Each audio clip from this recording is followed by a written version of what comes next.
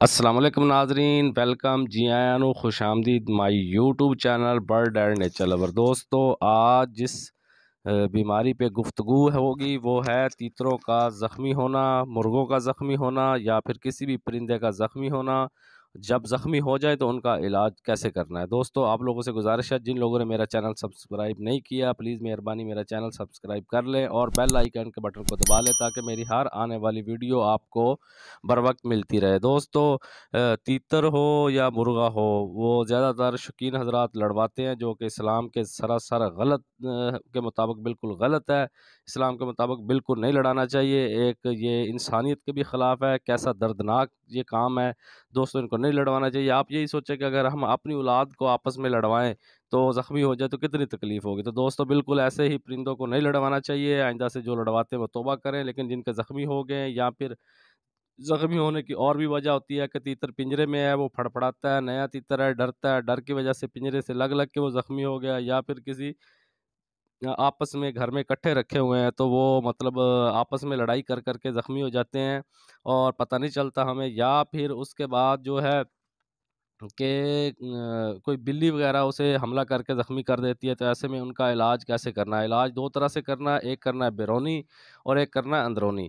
دوستو، کسی بھی وجہ سے اگر کوئی پرندہ، تیتر، مرغا یا کبوتر زخمی ہو جائے تو آپ نے سب سے پہلے اس کا جو زخم ہے وہ پائیوڈین سے صاف کرنا ہے۔ آپ نے سب سے پہلے کیا کام کرنا ہے؟ پائیوڈین سے صاف کرنا ہے، دن میں 3 مرتبہ صاف کرنا ہے۔ دوبارہ اس کوشش کریں کہ اس کو مٹی میں نہ چھوڑیں، جب پائیوڈین، کیونکہ مٹی اس کے زخم کے اوپر نہیں لگنی چاہیے۔ آپ نے خشک جگہ میں چھوڑنا ہے، مٹی میں اتنے دن مت چھوڑیں جب تک زخم نہیں صحیح ہوتا۔ آپ نے پائیوڈین سے 2-3 ٹائم اسے صاف کرنا ہے زخم کو۔ یہ بات یاد رکھنی ہے، آپ نے ڈیٹول سے بالکل بھی کسی بھی پرندے کا، تیتر کا، مرغ کا، کبوتر کا کوئی زخم آپ نے ڈیٹول سے ہرگز صاف نہیں کرنا۔ ڈیٹول لگائیں گے آپ پرندہ ضائع کر بیٹھیں گے۔ یہاں یہ بات اہم ہے کہ آپ نے صرف پائیوڈین سے صاف کرنا ہے اس کے زخم کو۔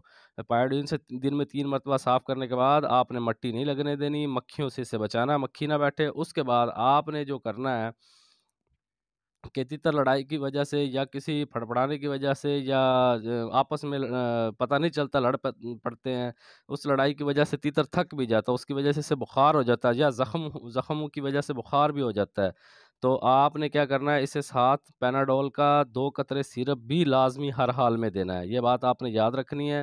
سب سے پہلے آپ نے تیتر لڑوانا چھوڑ دیں، کوئی بھی پرندہ لڑوانا چھوڑ دیں، یہ بالکل بالکل برا عمل ہے، غلط کام ہے، ٹھیک ہے۔ اور اس کے بعد اگر ایسا ہو جائے، زخمی ہو جائے، تو آپ نے پائیوڈین سے صاف کرنا ہے، ڈیٹول سے صاف نہیں کرنا، مٹی میں اسے نہیں چھوڑنا تب تک جب تک یہ زخم صحیح نہ ہو جائے۔ اس کے بعد آپ نے جو کام کرنا ہے وہ بخار کے لیے پیناڈول کے قطرے دینے ہیں، اور یہ تو ہو گیا بیرونی علاج۔ اب میں آپ کو اندرونی علاج بتانے لگا ہوں کہ آپ نے کیا کرنا ہے۔ ایک مٹھی آٹا لینا ہے، ایک مٹھی آٹا لینا ہے پیالی میں، آدھی پیالی لگا لیں، اس میں آپ نے ایک چمچ آپ نے چھوٹے والی، 1 چمچ آپ نے ہلدی مکس کرنی ہے۔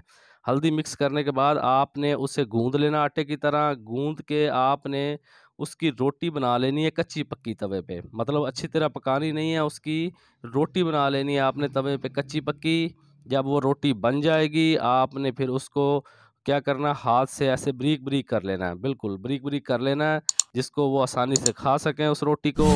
تو پھر آپ نے یہ روٹی دینی ہے، انشاءاللہ اس سے ان کے اندرونی جو ہے نا زخم وہ بھی بالکل ٹھیک ہو جائیں گے۔ بعض دفعہ ہمیں لگتا ہے کہ تیتر ٹھیک ہوگا، لیکن تیتر کے بیرونی بظاہر زخم تو ٹھیک ہو جاتا ہے لیکن اندرونی زخم نہیں ٹھیک ہوتے۔ تو آپ جب یہ ہلدی ملی روٹی کھلائیں گے انشاءاللہ آپ کا تیتر بالکل ٹھیک ٹھاک ہو جائے گا۔ دوستو، امید ہے آپ کو یہ ویڈیو پسند آئی ہوگی۔ آپ لوگوں سے گزارش ہے اپنا اور اپنے ارد گرد سب کا خیال رکھیں۔ اللہ حافظ۔